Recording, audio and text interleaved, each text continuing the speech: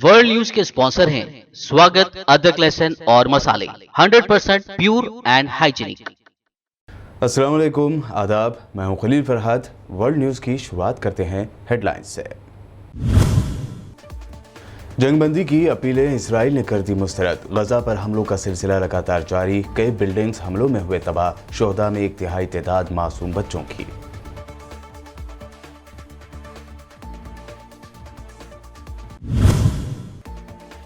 Israel को जंगबंदी की appeal करने वाले अमेरिका का शैतानी चेहरा फिर आया दुनिया के सामने। इसराइल को $73 करोड़ के हथियार बेचने की डील पर जो बाइडेन ने कर दिए साइन।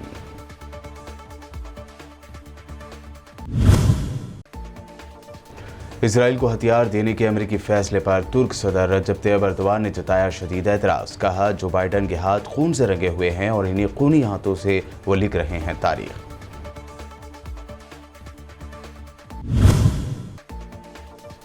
वज़ीर-ए-आज़म नरेंद्र मोदी ने रियासत और उनके ज़िले अहदेदारों से की कोरोना वायरस को लेकर बात। लोकल कंटेनमेंट जोन, तेजी के साथ जांच, सही और पूरी जानकारी और काला बाजारी पर लगाम को बताया अहम हथियार। योगी सरकार आई इलाहाबाद हाई कोर्ट के निशाने पर। अदालत ने कहा, रियासत में सब राम भरोसे छोड़ दिया गया। गांवों और छोटे शहरों में हेल्थ सर्विस की खराब सूरत हाल पर जाहिर की तशवीश।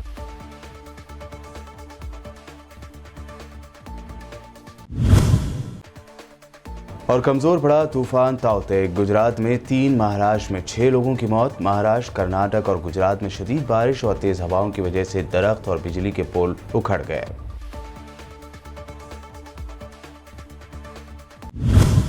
और पेश खबरों की तफसील। इसराइली फौज ने गजा पट्टी में हमास के ठिकानों पर हमले का तीसरा सिलसिला शुरू किया है और 15 किलोमीटर तक जेर ज़मीन इंफ्रास्ट्रक्चर को तबाह कर दिया। इसराइली सिक्योरिटी दस्तों ने ट्वीट करके ये इत्तला दी है। इसराइली फौज ने कहा कि हमारे लड़ाकू तैयारों ने रात करीब 10 मील दूर तक हमास के मेट्रो सुरंग निज़ाम को तबाह कर दिया। इसराइल ने अमेरिका की अपील को भी मुस्तरद करते हुए गजा पर अपने हमले जारी रखे हैं। ताज़ा इत्तलात के मुताबिक फ़लस्तीन के इलाके गजा की पट्टी पर फ़लस्तीनियों और इसराइली फ़ौज के दरमियान घमासान की लड़ाई जारी है। इसराइली फ़ौज ने गजा की पट्टी में एक कई फ्लोर वाली बिल्डिंग जिसे खाली कराने का हुक्म दिया गया था, उसे लगी दूसरी इमारतों पर भी बमबारी की। ये इमारतें आम शहरियों के रिहायशी फ्लैट्स पर मुश्तमिल हैं। इसराइल अपने हमलों में हमास के अस्करियत पसंदों और आम शहरियों में कोई तमीज़ नहीं कर रहा है। शहरी इलाकों पर उसने ज़्यादा बमबारी की है, जिसमें बड़ी तादाद में ख़वातीन और बच्चे जाँ बहक हुए हैं। एक रिपोर्ट के मुताबिक इसराइल की फ़िज़ाई बमबारी में शहीद होने वालों में 1/3 बच्चे शामिल हैं। फ़लस्तीन से आने वाले रॉकेट हमलों का अब तक इसराइल को करोड़ों डॉलर का नुकसान हो चुका है। इसराइल को एक फ़लस्तीनी रॉकेट रोकने पर 50,000 से $1,00,000 तक का खर्च बर्दाश्त करना पड़ रहा है। दूसरी तरफ फ़लस्तीनी तंजीमों को रॉकेट की तैयारी के लिए खर्चा इंतहाई कम आ रहा है। एक रॉकेट रोकने के लिए इसराइल को जितना खर्च करना पड़ रहा है, उन रॉकेटों की तैयारी का खर्चा इससे इंतहाई कम है। इसराइल का जदीद और ऑटोमेटिक डिफेंस सिस्टम आयरन डोम इन रॉकेट हमलों को रोकने में नाकाम साबित हुआ है। इसराइल के एक न्यूज़पेपर यरूशलेम पोस्ट से बात करते हुए मिसाइल एक्सपर्ट ओजी रॉबिन ने कहा कि फ़लस्तीनी मज़ाहमती तंजीमों को एक रॉकेट तैयार करने में $300 से $800 खर्च आ रहा है, जबकि इसी रॉकेट हमले को रोकने में इसराइल फ़ी रॉकेट 50,000 से $1,00,000 खर्च कर रहा है। ओजी रॉबिन ने कहा कि फ़लस्तीनी मज़ाहमती तंजीमों के तैयार किए हुए रॉकेट इंतहाई सादा और ज़्यादा महंगे नहीं हैं, लेकिन इनमें टारगेट को निशाना बनाने की बेहतरीन सलाहियतें मौजूद हैं। गजा पर हमले कर रहे इसराइल पर लेबनान की जानिब से भी रॉकेट दागे जाने की खबर है। हालांकि इन रॉकेटों से किसी किस्म का जानी या माली नुकसान की तस्दीक इसराइल की जानिब से नहीं की गई है।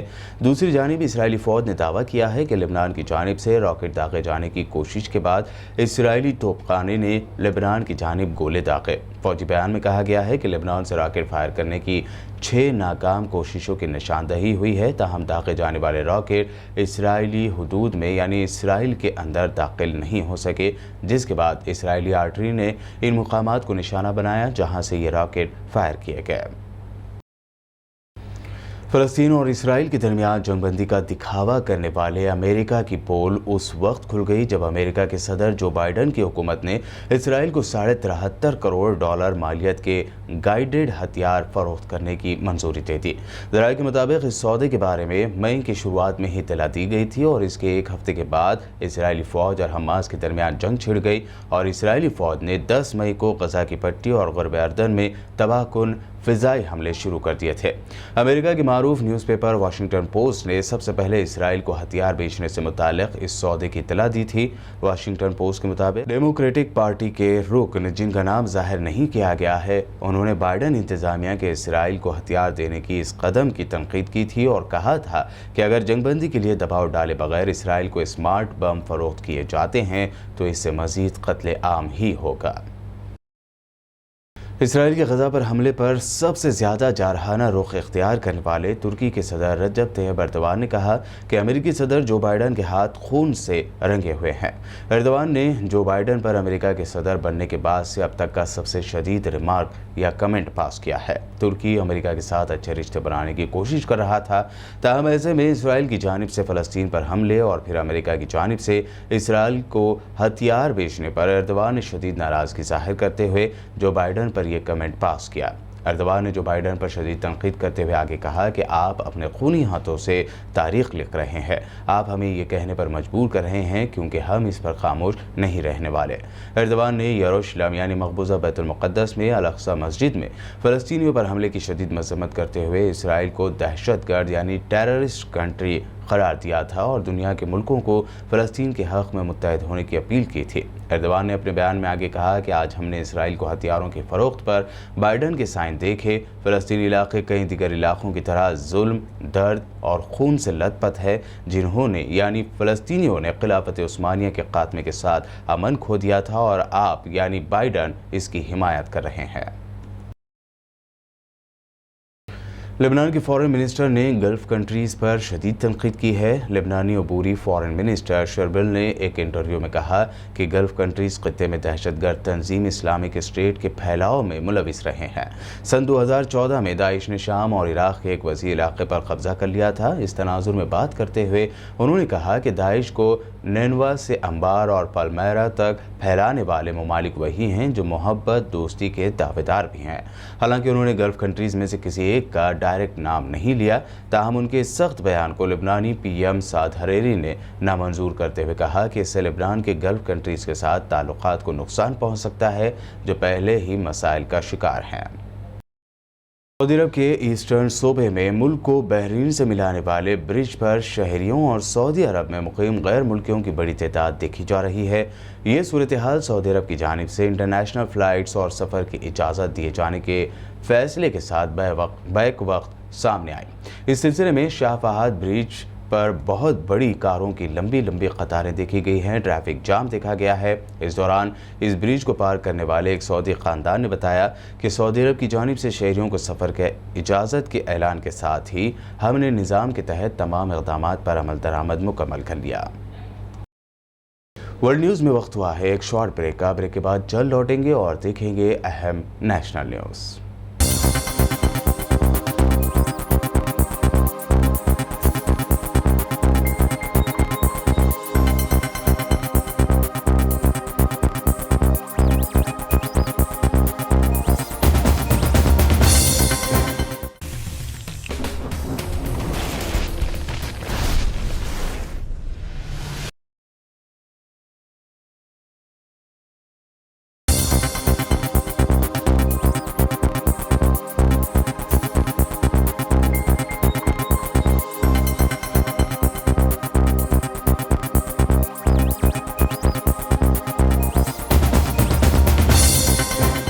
ब्रेक के बाद आइए आप देखते हैं अहम नेशनल न्यूज़। वज़ीर-ए-आज़म नरेंद्र मोदी ने आज रियासत और उनके ज़िला ओहदेदारों से कोरोना वायरस को लेकर बातचीत की। इस दौरान PM मोदी ने कहा कि कोरोना के खिलाफ हमारे अहम हथियार लोकल कंटेनमेंट जोन्स, तेज़ी के साथ जांच, सही और पूरी जानकारी और काला बाजारी पर लगाम है। इसके साथ ही उन्होंने कहा कि इस जंग में आप सब एक अहम रोल में हैं। आप इस जंग के एक तरह से फील्ड कमांडर हैं।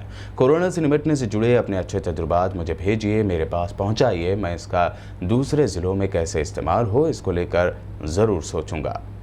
मेरा आप सबसे आग्रह है कि आप बिना संकोच, आपको लगता है कि जो चीज आपने अच्छी की है, अच्छे ढंग से की है, वो मुझे जरूर भेजिए लिख करके, मेरे तक पहुंचाइए और मैं इसका अन्य जिलों में उपयोग कैसे हो इसकी जरूर चिंता करूंगा। क्योंकि आपकी मेहनत, आपके इनोवेशंस ये देश के भी काम आने चाहिए। और मुझे विश्वास है आज जितनी बातें मेरे सामने आई, ऐसी बहुत सी बातें हैं जो हमें काम आएगी। और इसलिए मैं आपसे इंतजार करूंगा कि आप अपनी कुछ चीजें जरूर मेरे से शेयर करिए।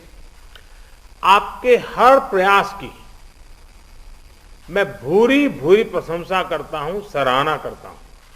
साथियों, पीएम केयर्स के माध्यम से देश के हर जिले के अस्पतालों में ऑक्सीजन प्लांट लगाने पर तेजी से काम किया जा रहा है। कई अस्पतालों में ये प्लांट काम करना शुरू भी कर, जैसे अभी चंडीगढ़ का हमने सुना, कितना बेनिफिट हुआ उनको। और इसलिए आपसे मेरा आग्रह है कि जिस भी जिलों को ये प्लांट अलॉट होने वाले हैं, वहां हर जरूरी तैयारी पहले से पूरी होने पर ऑक्सीजन प्लांट और तेजी से सेटअप हो जाएंगे। मुल्क की सबसे ज़्यादा आबादी वाली रियासत उत्तर प्रदेश, जहां कोरोना वायरस की दूसरी लहर ने तबाही मचाई हुई है, यहां गांवों और छोटे शहरों में हेल्थ सर्विस की खराब सूरत हाल है। इसी को लेकर इलाहाबाद हाई कोर्ट ने कहा है कि सब राम भरोसे है। 2 जजों की बेंच ने यूपी में कोरोना मरीजों की अच्छी देखभाल की मांग करने वाली दरख्वास्त पर सुनवाई करते हुए कहा कि छोटे शहरों और गांवों में हेल्थ सर्विस राम भरोसे ही है। बेंच ने गौर किया कि संतोष कुमार नाम का एक मरीज अस्पताल में भर्ती हुआ था, जिसकी टॉयलेट में गिर जाने की वजह से मौत हो गई, जिसके बाद डॉक्टरों और मेडिकल स्टाफ ने इस मरीज को नामालूम बताया। कोर्ट ने इसे नाइट ड्यूटी पर तैनात डॉक्टरों की बड़ी लापरवाही के तौर पर नोट किया है। उत्तर प्रदेश में कोरोना से तबाही और बेहद खराब मैनेजमेंट की वजह से योगी सरकार पर हर एक के निशाने पर आ गई है। ऐसे में अब उसकी जानिब से मुजव्वज़ा स्पेशल सिक्योरिटी फोर्स की कार्रवाइयों पर भी सवाल उठाए जा रहे हैं। हैदराबाद रुकन पार्लियामेंट और मजलिस इत्तेहादुल मुस्लिमीन के सरबराह असदुद्दीन ओवैसी ने योगी हुकूमत पर शदीद तनकीद की है। ट्वीट करते हुए असदुद्दीन ओवैसी ने लिखा कि UP government Uttar Pradesh special security force introduce करना चाहती है, जो आपको अरेस्ट कर सकती है और आपके घरों की तलाशी ले सकती है, वो भी बिना वारंट के। कोई भी शहरी के पास ये इख्तियार नहीं है कि वो इस स्पेशल सिक्योरिटी फोर्स के खिलाफ केस कर सके किसी भी एक्ट के तहत।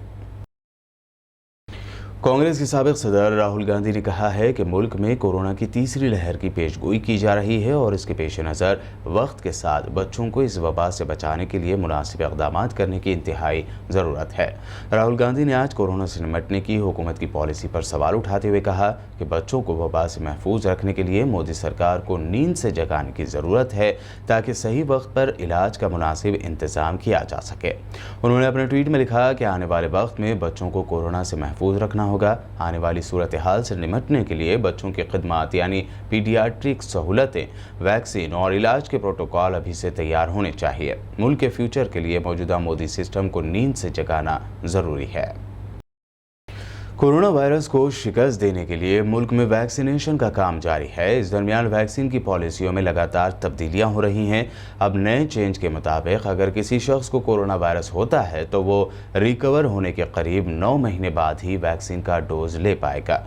National expert group on vaccine administration की जानिब से जल्द ही इस पर फैसला किया जा सकता है। ग्रुप ने रिकवरी के 9 महीने बाद ही टीका लगवाने की एडवाइस दी है। बता दें कि हाल ही में इस ड्यूरेशन को 6 महीने किया गया था, लेकिन अब ये 9 महीने तक बढ़ाया जा सकता है। कलकत्ता हाईकोर्ट ने पीर की रात तृणमूल कांग्रेस के 3 लीडरों और वजीर आला ममता बनर्जी के साबिक करीबी साथी को दी गई जमानत पर रोक लगा दी है।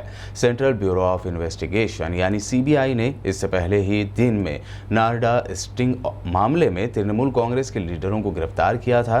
बादशाह सीबीआई की खुसूसी अदालत ने चारों रहनुमाओं को जमानत पर रिहा कर दिया था। गुजरात में 20 सालों के सबसे भयानक तूफान ताउते ने पीर की देर रात दस्तक दी है। साउथ वेस्ट स्टेट में तूफान ताउते कहर बनकर टूटा। इस दौरान 190 किलोमीटर फी घंटे की रफ्तार से हवाएं चली, जिससे गुजरात में लैंडफॉल हुआ, बिजली की सप्लाई बंद हो गई, कई पेड़ उखड़ गए और कई घरों को ज़बरदस्त नुकसान पहुंचा।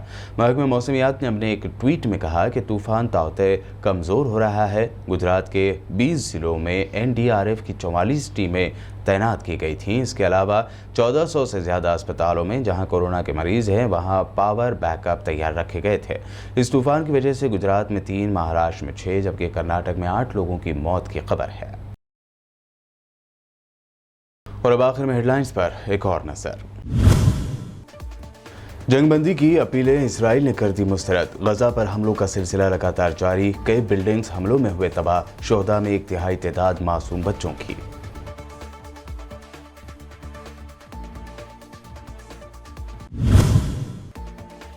इसराइल को जंगबंदी की अपील करने वाले अमेरिका का शैतानी चेहरा फिर आया दुनिया के सामने। इसराइल को $73 करोड़ के हथियार बेचने की डील पर जो बाइडेन ने कर दिए साइन।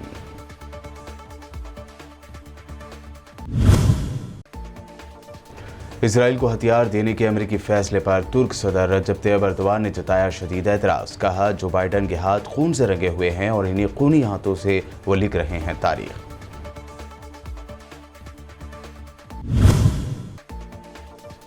वज़ीर-ए-आज़म नरेंद्र मोदी ने रियासत और उनके ज़िले अहदेदारों से की कोरोना वायरस को लेकर बात। लोकल कंटेनमेंट जोन, तेजी के साथ जांच, सही और पूरी जानकारी और काला बाजारी पर लगाम को बताया अहम हथियार। योगी सरकार आई इलाहाबाद हाई कोर्ट के निशाने पर। अदालत ने कहा, रियासत में सब राम भरोसे छोड़ दिया गया। गांव और छोटे शहरों में हेल्थ सर्विस की खराब सूरत हाल पर जाहिर की तशवीश।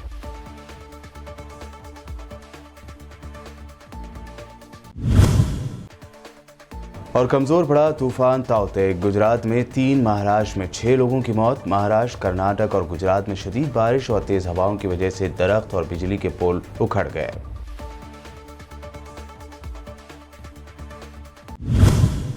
वर्ल्ड न्यूज़ में ये थी अब तक की अहम नेशनल और इंटरनेशनल न्यूज़। हमारे चैनल को सब्सक्राइब, लाइक और हमारे वीडियोस को शेयर ज़रूर करें। मज़ीद अपडेट्स के लिए देखते रहिए BPN चैनल।